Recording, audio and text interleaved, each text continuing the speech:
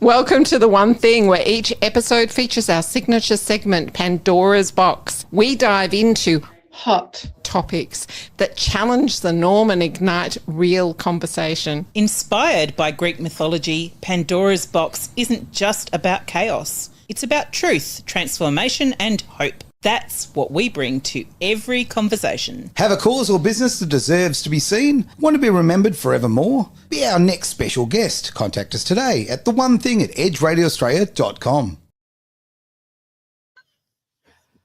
Oh, golly. What do you say to that video? What have I done? The decisions I've made in my life. We love it. We love it. Hello. You love it. There we go. Hello, everyone, and welcome. We are in the hot seat today, three of us sitting right here. Welcome to Edge Radio Australia and to The One Thing, where we are opening Pandora's Box today with our guest. However, before I introduce our amazing guest, I'm going to hand it over to my wonderful co-host, not Aaron, Lisa. So I'm not wonderful. No, you're just hot, like that Pandora's Box.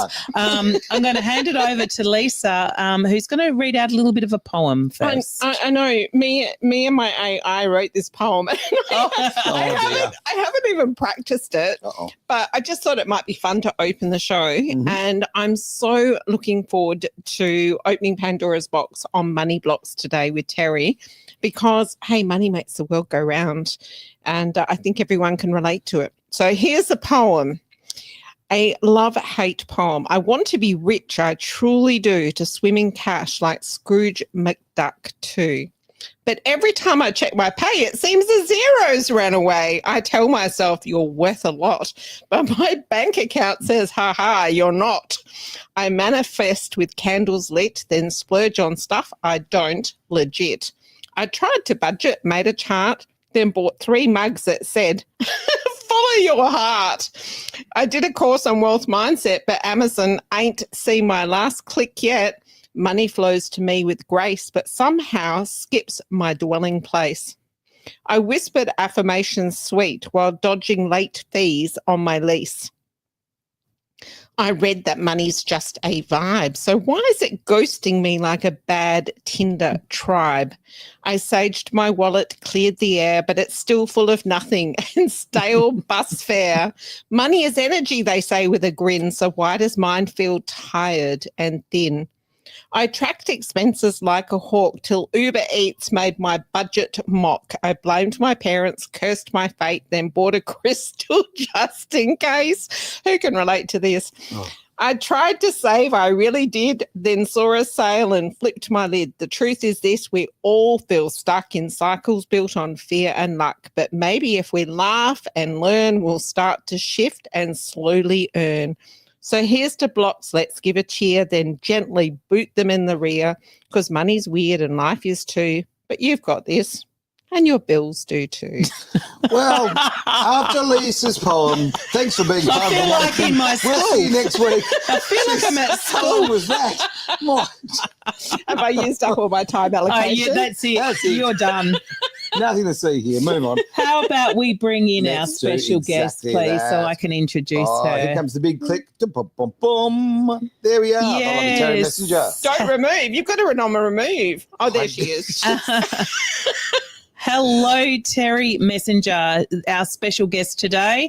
Terri is a renowned hypnotherapist, a master NLP trainer, and a kick-ass Edge presenter. She is bringing in her spiritual wisdom and transformational tools today to help us all break free from our money trauma and to step into abundance, my favourite word. Welcome, Terri. It's so lovely to have you on our show today. Wow, thank you. What a great introduction. It's so good to be here yet again with The One Thing. Well, yeah, what's going on? You're normally here, in the studio, but today you seem to be in, very nice surroundings there. It looks comfy. Just so we can clarify, are you talking about the introduction Leanne did or my poem? Oh, both. I mean, absolutely both. I mean, you'll see crystals, you'll see the whole works, bargain hunting with the universe. I've tried it all as well. And as for what you said, Leanne, spot on. Let's do this. Absolutely. Look at the confidence and also just look at the competition here. Okay, let's face it. They're already fighting over who did the best meal. What a great It's never me. It's always Lisa asking the question, though. Lisa. She's got. That's right. There's Marsha. We need to work on that, Terry. I think there's something that needs to be done outside of the studio. Beautiful. Well, Terri, you are the guest today, and I'm sure these two lovely ladies have questions for you because I have none. Absolutely nothing. I'm just going to sit here. You got all your money sorted. Oh yeah. Because you're already perfect, Darren. What's that? It's because you're already perfect. Oh, look. Where's she been living? What have you been rock drinking? has she crawled out Where from can underneath? I buy some? Oh, no, but it's true. Actually, you know what? We're having a conversation before we went on to air, actually before Lisa arrived, because she was so late. Yeah. But about actually very much this situation as far as the money side of things. We were. And I was talking about a money block I have. And I said, well, lucky you. Look at that. I've come to the right place. Okay. He couldn't remember that we were talking about money blocks today. And I said, well, aren't you on the right show for that? That's right. So do share. Well, my money block was is that I've been very lucky in life. I've had money. I've also had no money, so I've been at both ends of the spectrum. And what I was going to get at is I've created a money block for myself now because I've been struggling for a very long time. And because I've been struggling, I've forgotten how to actually have wealth and enjoy wealth. And I kind of talked myself out of it, almost like it's a bad thing.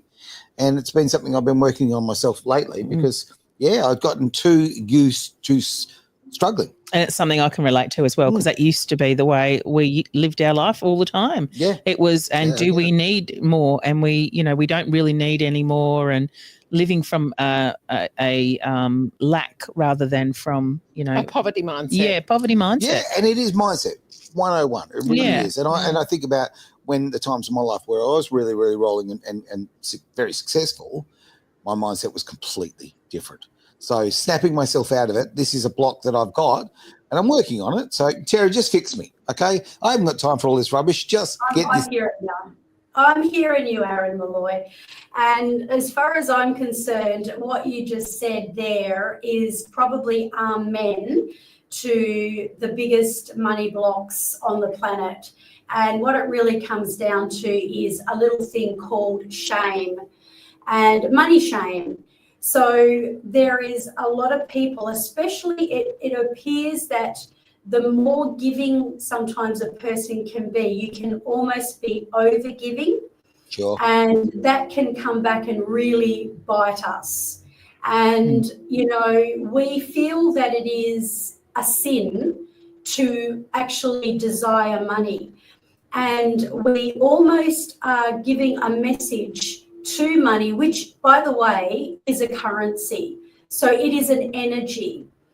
And if you think of it as an energy, it's almost, well, what is your money currency? However, if you're saying that, you a lot of people feel bad to ask for money, or they feel like they want to hold back, or they feel ashamed that they might be selling a product or selling a service. And then there's this money element that is attached. But actually, when we block money, we think we're doing the righty by the people that we're serving, but actually we're doing the wrong thing. And it's a bit of an oxymoron because it's like in the end, as a result of feeling like we're doing the right thing by that person whom we want to serve and we want to look after and we want to do the right thing by, what we're doing is we're depriving the planet. And I'll just say this, and this is a bit of a persuasion engineering, just as a disclaimer, but when you are holding back your right to be rich, your right to call in money for what you do. For example, you have this incredible radio show and you make this incredible stand for people and you give people this incredible opportunity to come onto the show and speak their truth, right? However, if you are in that mode of, I don't want to overcharge, or you have that money shame, what you're doing is you're depriving the planet because how long can a person go before money runs out? Mm-hmm. And then that's when you might have to go, well, what am I going to do now? And so I'm not saying this as this is just a kind of a bit of a metaphor here, but if you ran out of money, for example, you might have to go and get a job at Coles. And then you're depriving everyone who could be listening to you on Edge Radio. And as a result of you wanting to do the right thing by people, you've actually done the wrong thing. I'm sorry, I've used you as an example, but it was such... I was using Aaron as an example because I was going to say I'd be depriving the planet if I was working at Coles. I would be terrible. I'd be grumpy all day. All the time. But I'll take your point and I'll run with that. Someone who used to be in my life, she would say to me, like, why are you working so hard? Why are you struggling? Like, you could be going, just go get a normal job, go get a Joe job, and you'll be so much more comfortable. And my attitude was, but I'd be so unhappy. I'd be so unfulfilled. And like what you said, and the big thing about Edge for me is all about giving everyone a voice, giving everyone an opportunity to be heard. And if I can't do that, it doesn't really matter to me about the dollars in my account. So I would feel empty if I went and, worked at Coles or whatever, wherever I worked. So, yeah, I mean. But what I want to know a little bit more about in that instance too is when we ourselves go out and pay for something and buy something and pay for a service, we don't have that guilt associated with giving the person that money. But when we're actually inviting someone in to have a service, or we're buying, we're selling something, or we have a product that's for sale, we have that guilt associated with charging them money. It's weird, isn't it? It's bizarre. Yes. Though a lot of people feel guilty spending money, though, Leanne. No, like if I'm going to say an acupuncturist, I don't have a problem with giving the acupuncturist my money to go and have a session. But if someone's coming to me for a Bowen therapy session, I had to overcome this. This is really hard for me to overcome and actually go, well, you're paying me for my service. You're worthy. It's worth. Where does that stem from? Is that something that comes from childhood, Terri? Is it something that's been, programmed into us? What's the story around that? Well, that's a great question because that leads me to also saying I am not a billionaire, okay? So I am not an expert on this topic of finance and wealth. That is not my topic. But what I will say is that my role is to help people because they say that a really, really, really, really good coach, and it's like a really, really, really, really good dancing teacher, right? Or even a really, really, really good singing teacher. Really, really, really, really. May not know how to sing. Okay, I'm going to prove a point here. Terri, any more really, really, reallys? And I thought we were the Spice Girls. Okay, come on. I'll tell you what I want, what I really, really want. But my point is that let's just say, for example, that we ran a karaoke night. Just saying. Yeah. And, and then I happen to be the hostess. Well, I can't sing for nuts, okay? That is not my jam. So, I can do other things. I can dance. And Mum was saying to me the other day, my gift is in exhortation. And to put that in layman's terms, it's encouraging people. It's getting people up. So I may be able to, and as a coach and a trainer of neuro-linguistic programming, I may be able to turn that person into a great singer by giving them their confidence, especially if it is already inside them. So a really, really good coach will be able to draw that out of people. And look, I have to say, this is another disclaimer, and Lisa, you even know a couple of these people, but I worked with men who exceeded me way ahead of time and made millions, but they did work with me.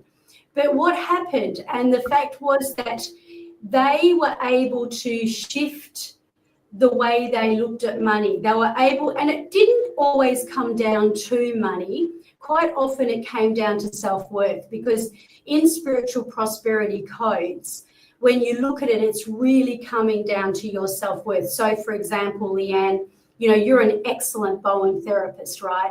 And you know what you're doing and you've got expertise in that.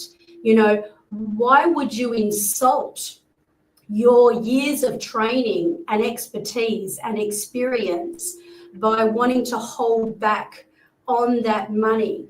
And, you know, I think one of the biggest mistakes that people make is wanting money too much, because if you want something too much, it will run away from you. Now, again, remember, I'm not the expert on money here, a bit like the karaoke, but, you know, I may be able to help lift the lid of some of the belief systems. And yes, it does come from, a lot of it comes from our family of origin, you know, and that can go into different pathways. So, for example, if you look at Andrew Carnegie, the great man back in the olden days of steel, and he worked with Henry Ford and Rockefellers, you know, he was a very, very wealthy man. But where did he come from? He came from poverty.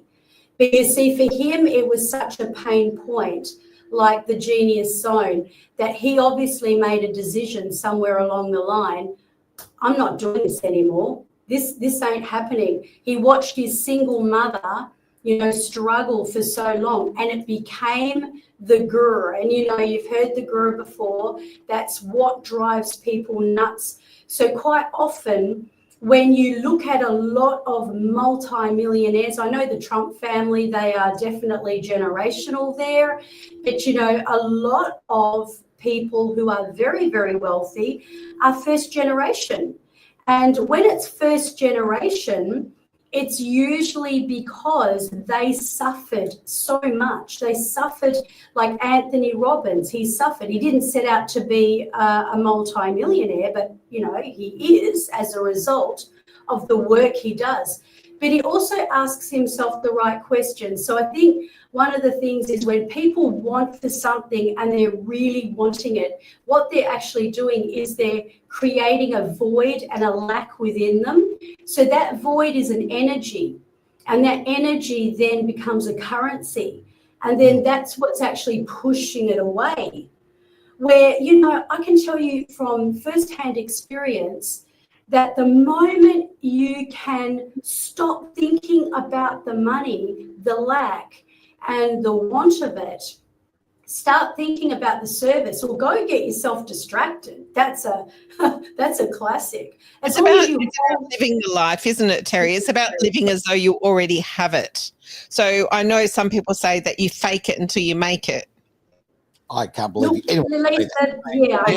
Never. But if you're living like you have it, that means you're spending like you have it. No, not necessarily. Just in your mind. Okay. Just in your mind. Could I throw Lisa? Sorry, go on. No, I said I hear Lisa. Yeah, I do hear what yeah. You've got to, because if you wake up with that lack and you're like, oh, and your shoulders are down and, oh, I really can't afford to go and do it, whereas you're like, I'm a millionaire and I feel amazing and I've got all this beautiful energy and everybody loves me and I put on my clothes and I'm like, oh, what a beautiful day. How are you going, Sam? And you go and, buy your coffee and you don't think about. And then your credit card declines.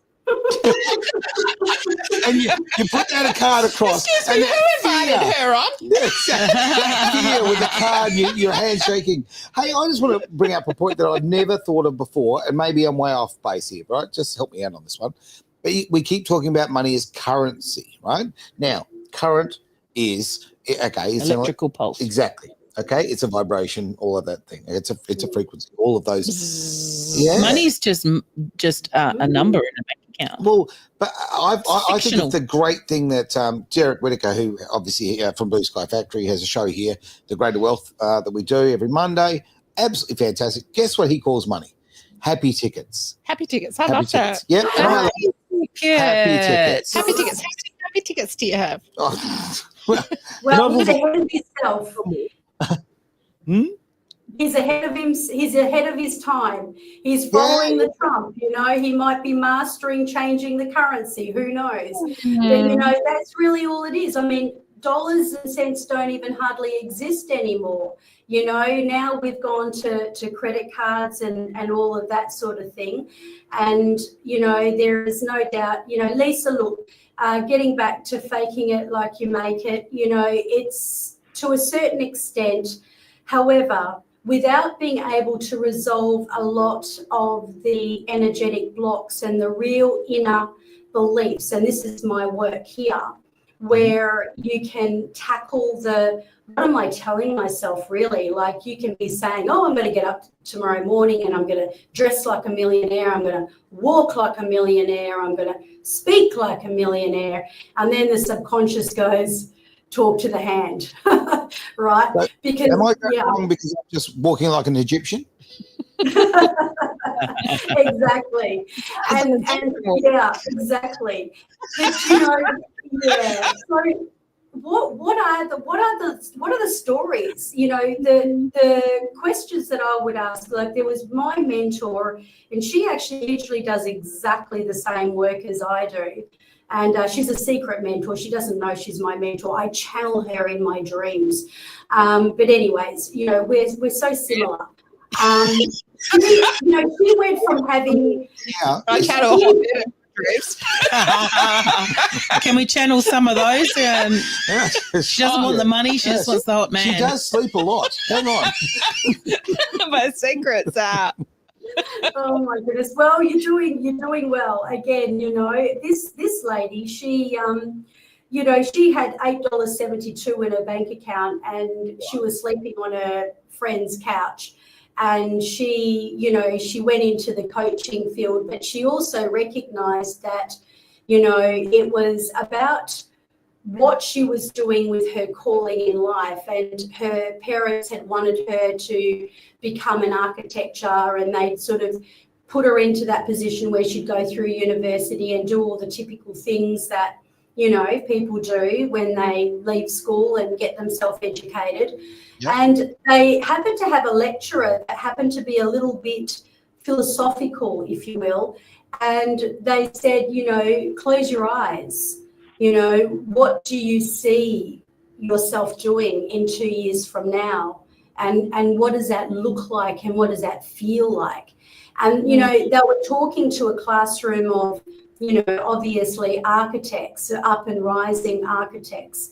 And she ran out of the classroom, and the first thing she did was she called her father, and she said, I can't do this. This is, and that vision, that, because it was someone who knew this kind of work of the subconscious, that had, I guess, facilitated her to be able to find in the eye of her mind who and what she wanted to become, and she was not in the right lane.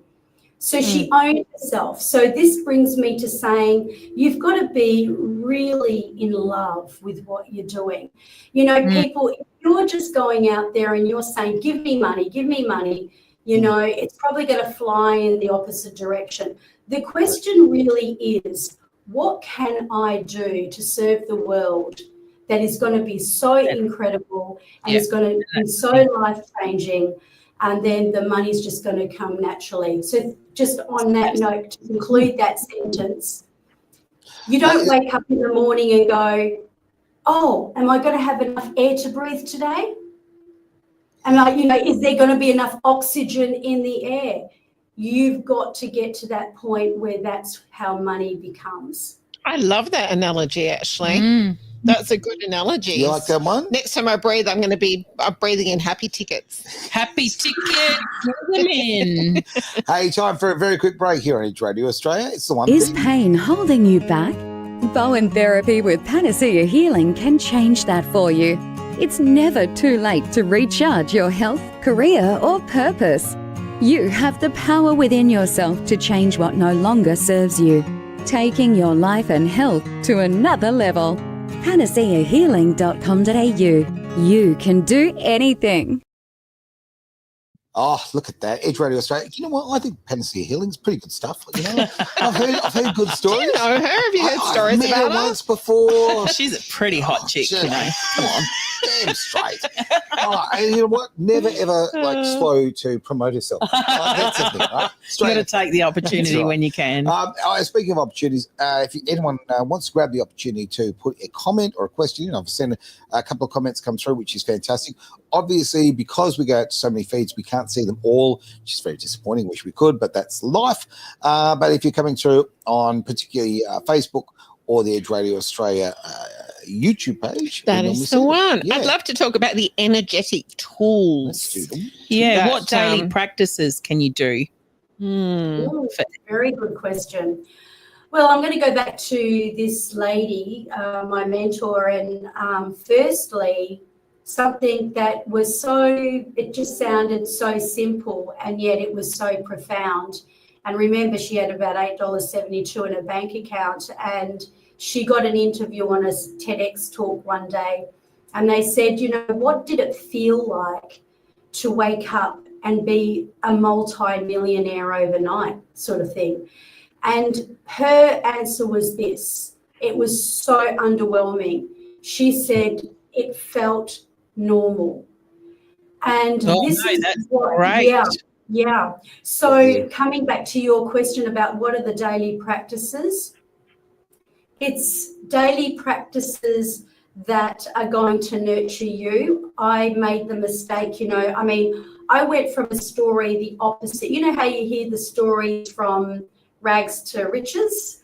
Well, I was the opposite. I went from riches to rags. So it was, when Ian and I had the clinic, we were doing very, very well. And these are the sort of things that go on for people. You get people that have a kind of an energy about them where they don't care about money. Now, apparently, Ian and I did not care about money. It wasn't that we were desperate for it or, we didn't want it. It's just that we didn't care about it. And as a result, what would happen is we were like a cylinder. So we would be turning over, I think it worked out that we were multiple six figures when we sold the clinic in 2017, and we sold it for a song. No pun intended, Aaron. Can't get that karaoke out of my head. But we sold it for a song. And that was really a representation of how bad our money mindset was. Because number one, especially Ian, country boy, he didn't care about money. You know what I mean? He did what he did because he loved what he was doing, and he was really damn good at it as well. And as for me, I just took it for granted. Being in this clinic, I became a practitioner, I became a clinical hypnotherapist, and I had a captive audience. So I thought it was normal to be, seeing 6 people a day and helping them. So I took it for granted. But you just got so used to winning, you didn't see any other way? No, absolutely. And so how did that change, Terri? So you went from riches to rags, and that all of a sudden switched and changed. How do you get yourself back out of that? Okay, so all right, hop, step, jump, leap. Okay, so firstly, I really have to say that I went into the online space with a very cocky attitude, and I don't believe I'm a very cocky person by nature, but I tended to go in thinking, this is going to be a walk in the park, like for all you guys know, I could be wearing my pajamas on the bottom here, and I thought that's what I can do. I can roll up and it'll be easy as, look how easy it's been in bricks and mortar. How much easier is it going to be online? Yeah, because COVID changed that for you, correct? That's why you went online? Yeah. Yeah. Well, no, we went in 2017. We just decided we'd sell the clinic And, you know, Ian would work part-time and I would go online, and it was a really big shock to the system because I wasn't making any money. And then, you know, what happened was I won a trip, Lisa will be able to tell you about it, to the Bahamas. I didn't know I'd applied for the competition, but apparently I won it anyway through the company that we were with. So off we went to the Bahamas, Ian and I, and both of us, with our careless, you know, footloose, fancy-free attitude, we virtually spent the money that we had, that we sold the business with, because it was only a small amount, on frivolous things, because we weren't equipped with the US dollar. We thought, the US dollar has a different currency. So getting back to your question, how did I turn that around? Is that what you wanted to know? Yes. Yeah, how did you turn that around? Yeah. Well, a lot of hustle, a lot of silent desperation. I will tell you, I love that green hat, Lisa. Oh, come on, Lisa, put the hat on top now. On top, green for money. There I don't think that's going to work, though. Yes, actually, green is part of money. Go. What did I miss? Oh, Well, everything. We're going from riches to rags to riches. But the good news is the replay is actually on Sunday. You know, so you want to catch that from 10 a.m. on edgeradioaustralia.com. Away you go. And obviously you can watch it anytime you like on the socials. Sorry, back to Terri. I love it. You make good radio, Aaron. And, well, look, in a nutshell, money trauma is real, okay? Mm-hmm. And let's just say I had money trauma. I'd had a couple of elements of humiliation and things that had happened to me. And I was hustling my little butt off, I'll be honest with you. And what I didn't realize is I was just pushing it away. And, people come to you because you were trying to hustle it. Was that because you were trying to claw some money back instead of being... So from what my understanding is, instead of being in service, you were focused on the money. And when we come from being in service, it naturally flows. Is that right? That's spot on. That is absolutely spot on. Yeah. So I got into that desperation mode. Yeah. And, and then there was a whole lot of ego stuff going on around that as well. And so, it was just getting worse and worse and worse. And so really at the end of it all, I had to look at what was going on. And also when it comes to our prosperity codes, we've got to look at balancing from the NLP, because I'm going to say it again, that I'm not... I'm going to ask that as well. What is the prosperity code? Yeah, so prosperity codes is master key number 3, Leanne. So what is that? Explain it. Is it similar to number 5? You're good, Aaron. You know how many master keys there are. I'm impressed. So look, the master keys that I actually did develop, I developed after I'd come through clinic. And after there was, I think we looked at the stats and I'd served about, this is one-on-one, something like, I think it was 6,100 people over the years and years and years that I'd been actually serving. And I was trying to find out, what was my niche, who were my niche? And I hated that word. It was like a 4-letter word. And we all know if you're in the industry I'm in, you know that if you're a good coach, you can help anyone, because it's not about us giving advice, because we don't give advice. It's about us helping that person to understand what they desire, what their blocks are, and how to overcome them.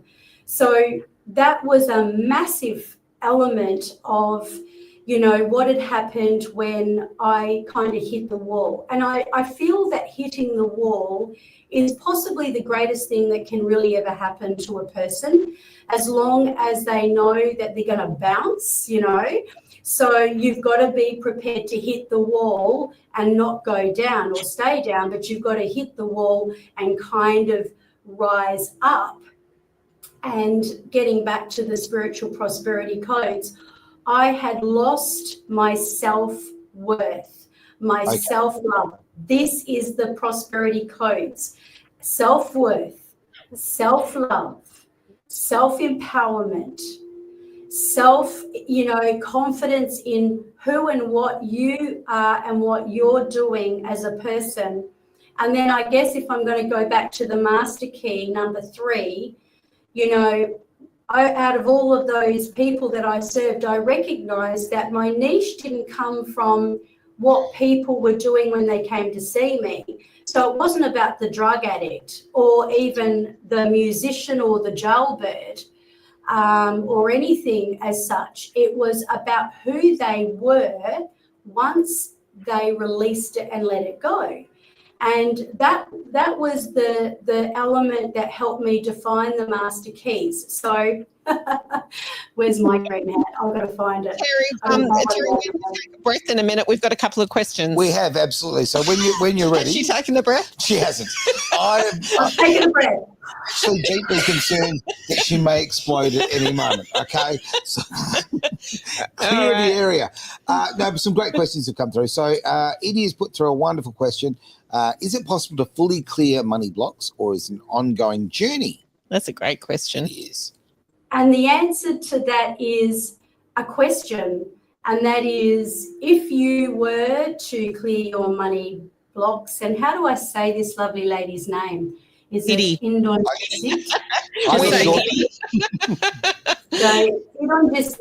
Is it possible that you could be in a situation where you can become wealthy as a result of what you are called to do on this planet and what you can do that is so incredible? And the question that I would ask around that is, if you were wanting to be the best at what you do in your industry, would that require for you to continue to evolve and, continue to upgrade? And I don't know about you, my love, but I know for me, I'm definitely having to upgrade and evolve all the time, because I'm always crashing and burning. All right, so that's my point. Here's a question for you, Terri. You were talking about being the best. Now, I think that is really interesting, because I don't actually think that you have to be the best at anything to have the most money. There's a lot of people out there that are the best at what they do, but they don't make more money than the people that are. Yeah, correct. Isn't that true? Yeah, true. Very, very true, Lisa. Absolutely.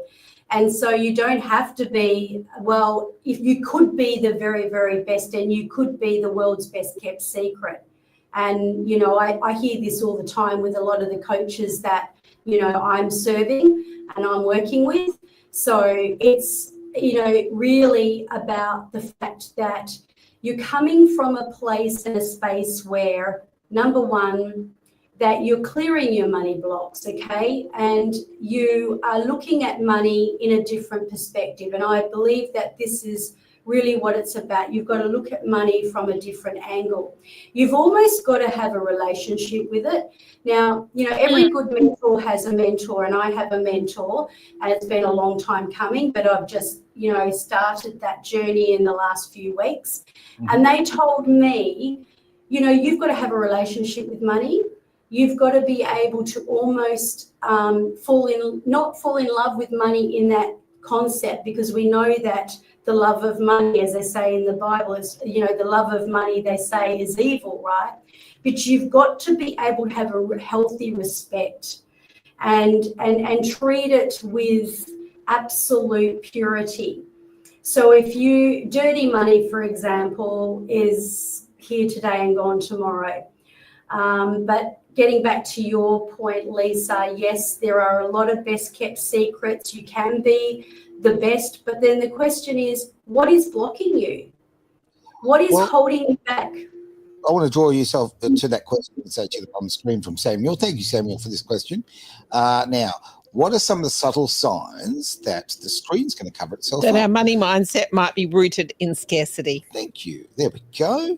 Beautiful. Yeah. Thank you, Samuel. Subtle signs that money mindset is rooted in scarcity. It's an energy. You'll feel it. You'll feel it in your body.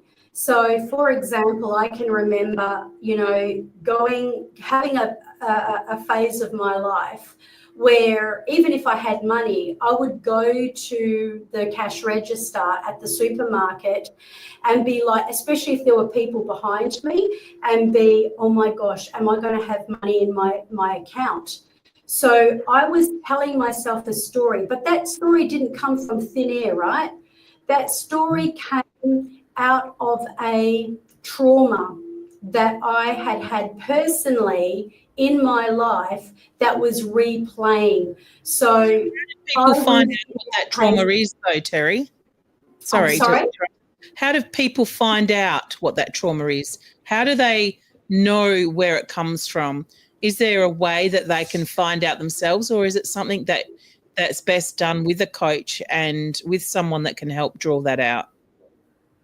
Well, obviously a lot of people are self-made, and some people are just born to be self-made. And then you'll get people like a lot of, especially men. I found that when I was working with men, because nobody ever came to me once and said, Terri, I want to be rich. No one ever said that, right? They would come to me with women trouble, but that really led from mummy problems, or they had little man syndrome, or they had some kind of. Really? Yeah, well, I had a 6'4" man suffering from little man syndrome.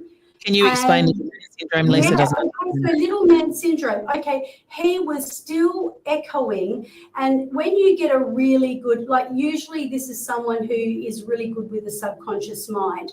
So you asked, how do you know, right? Well, sometimes it's really difficult to know, but you can ask yourself the right question, like, what is it that is my scarcity? What is my trauma? What do I believing around money blocks? For this man in particular, this stands out like anything in my mind, because he was a big man. He had a business. He had a lot of people working for him, but he had this story and this trauma about a situation that had happened with his father as a child. And of course, we discovered that. Now, he didn't come to me, as I said, and say to me, look, I want to be rich. He came to me to overcome some of his anxiety. And so we dissolved, cleared and released that. And it did come up through the session. And he came in one day and he said to me, because a lot of my clients ended up outsmarting me and exceeding me too, which is a really good thing. And he came in to me and he said to me, you know what, Terri, I figured something out. He used to see Ian and myself.